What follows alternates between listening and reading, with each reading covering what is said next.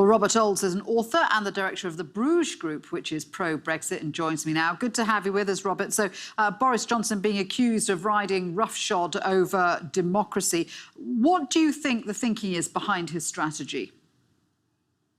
Well, it is, of course, to have a new parliamentary session where his government, that he recently became Prime Minister of at the end of July, can put its agenda forward, because it is a separate government to the one led by the previous Prime Minister, Theresa May. But clearly, there is a desire to limit the amount of days that Parliament can interfere by Brexit, but all they're losing is between 3 and 6 at the very most. It is actually normal for the country to have a recess of Parliament during this period from middle of September to the middle of October. This is actually nothing out of the ordinary. It's just Parliament will be losing 3 days, but they will return on the 14th of October and be able to have until the 21st of October to either vote through a revised withdrawal agreement, which Boris Johnson would, or publicly says he would like to present to Parliament, or, of course, try and prevent Brexit, which would be the ultimate undermining of democracy in the UK, because 17.4 million people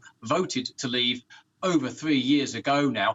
And, of course, Parliament has put us in this position by already voting for the legislation to take us out of the European Union. It's just at the last minute some people are having cold feet. And what Boris Johnson wants to do, of course, is to get the EU top brass to reopen negotiations. Does this strategy of being prepared to suspend Parliament at this critical time, does that send a message to say, look, I'm not Theresa May, I am prepared to do things that she wasn't prepared to do, so let's reopen those talks? Absolutely. This is, of course, something that is very much part of his negotiation and his desire to renegotiate Theresa May's withdrawal agreement. He wants what's known as the backstop, which was about arrangements between Northern Ireland and treating it separate to the rest of the United Kingdom, so there wouldn't be a border introduced by the European Union on the island of Ireland with Northern Ireland, the UK's border with the Republic of Ireland. That's his stated aim. The rest of it, he says he's happy with and indeed voted for when it was presented to the House of Commons the third time around. He has voted against Theresa May's withdrawal agreement before, but once he did actually vote for it.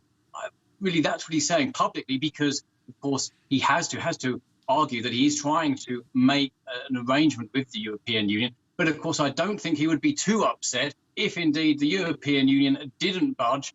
And, of course, we left on the 31st of October without the withdrawal agreement, because it is something that still places the European Union in control. In many areas of the UK has the European Court of Justice still having jurisdiction over Britain, even when we've left, although in limited areas. Well, I mean, do you think at this point, then, given Johnson's sort of staring down competition with Brussels, do you think that we are any closer to seeing perhaps a new deal on the table?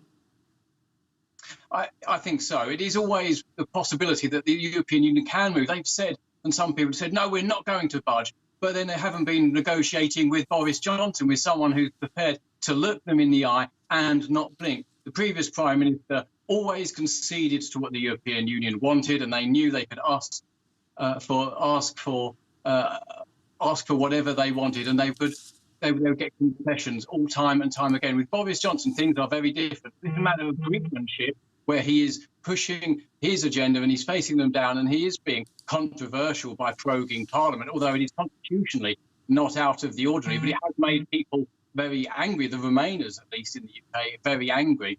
So this is showing that he is prepared to take on his domestic critics to force the European Union to come to the kind of arrangement that he wants. So this is part of a wider strategy. But if the European Union don't back down, because there is going to be a European Council meeting on the 17th and 18th of October, if they aren't prepared to give Britain, then he's showing that he's prepared to walk away. And as long as he stands firm and nothing changes in terms of legislation from the House of Commons, Britain would be leaving the European Union on the 31st of October with or without this withdrawal agreement, as long as he stands firm, unless, of course, something completely out of left field comes and changes things, which we haven't seen as yet, which, of course, can happen with Speaker Bercow in charge of the papers in the House of Commons.